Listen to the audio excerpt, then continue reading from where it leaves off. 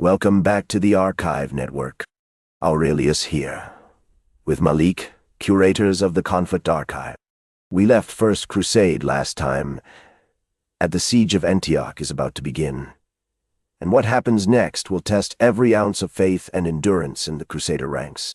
Today, we pick up where we left off. The air outside Constantinople trembles with something dangerous. Torches flicker against the city's walls as thousands gather, pressed together in mud and misery. These Crusaders are no seasoned soldiers. They're mostly poor men, women, and children. Led by Peter the Hermit, they've come seeking salvation, but they're also a volatile mix of desperation and hope. Aurelius, you see them as hopeful pilgrims, but many are just lost souls wandering without direction. They're not ready for a journey into the unknown. The People's Crusade is pure chaos. Their desperation drives them to loot, which only fuels anger among the Byzantines and the Turks. We can't overlook how their actions affect the local populations, the families caught in the crossfire. It's not just about the grand vision. It's the human cost we need to confront. Chaos breeds chaos. But let's be honest, these disturbances were always going to happen. The Crusaders, untrained and ill-prepared, stumbled into a land that was anything but welcoming.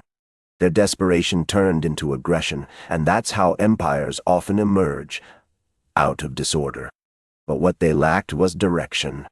They needed a clear strategy to channel their energy, otherwise they were just a storm without a purpose, flailing wildly instead of forging a path. Direction? They needed more than that. They needed true leadership. Without it, they became a liability, just waiting to be taken down. The Turks, under Kilij Arslan, were ready to exploit their every weakness. The Battle of Civito wasn't just a skirmish. It was a massacre that shattered their morale and broke their spirit. So many lives were lost that day, and the weight of their failure is often overlooked. Those who fought and fell deserve to be remembered. The aftermath of Civito highlighted the vulnerability of the People's Crusade. Yet, for all their loss, it galvanized the more seasoned knights who would soon arrive. Godfrey of Bouillon, Raymond of Toulouse, and Bohemond of Taranto brought not just numbers but experience. The air shifted once more. With them came the promise of order. A gamble? Perhaps. But it was also a dangerous game. The alliances among these leaders were uneasy. Alexios' demands for loyalty and the return of land only fueled suspicion. These were proud men, not accustomed to bowing to authority. The tension was palpable, and it would only grow worse as they marched into Asia Minor. The land they entered was scorched and bitter. The Turks had poisoned wells and burned crops, leaving the Crusaders to grapple with thirst and starvation. It was a brutal introduction to the realities of war. Yet, this is what empires do. They push forward into the chaos, often at the cost of those who follow. But those following were not just numbers in a grand design. They were individuals suffering under the weight of their choices. Men dropped in the dust. Horses lay dead on the road. Disease crept through the ranks, claiming lives without distinction. This was not merely the cost of war. It was the human toll, often forgotten in your grand narratives. Dorylaeum was a decisive moment. The battle revealed the resilience of the Crusaders. They faced Seljuk riders and chaos reigned, yet they rallied. Panic almost tore them apart, but in their moment of crisis, they found strength.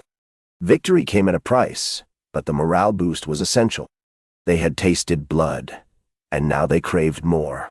And yet, was it truly a victory? The survivors were haunted, their eyes reflecting the nightmares they faced.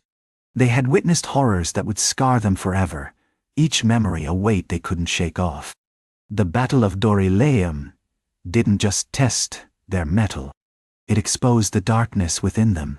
The cost of survival was too high. They weren't just warriors anymore.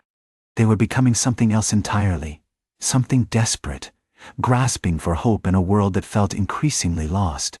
The siege of Nicaea then loomed large before us. The Crusaders, now armed with fresh resolve and a sense of destiny, faced a determined enemy. Siege engines thundered forward, filling the air with anticipation. But it was Alexios who deftly manipulated the outcome. Nicaea fell not to the Crusaders' might, but to Byzantine strategy. A secret surrender robbed them of their hard-won spoils, igniting resentment and suspicion among their ranks. It was a masterstroke of cunning, revealing the lengths to which leaders will go. That resentment really festered among the men.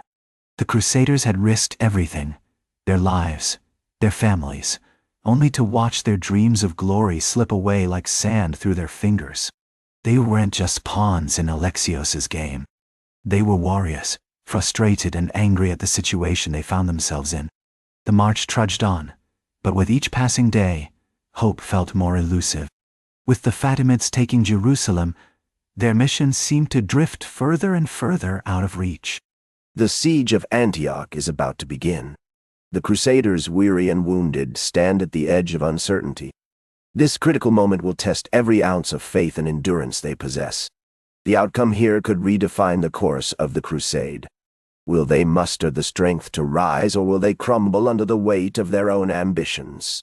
History has a way of revealing the true character of those who dare to fight. We'll soon see what they're made of. That's where we leave it this time. First Crusade continues. The story isn't finished yet.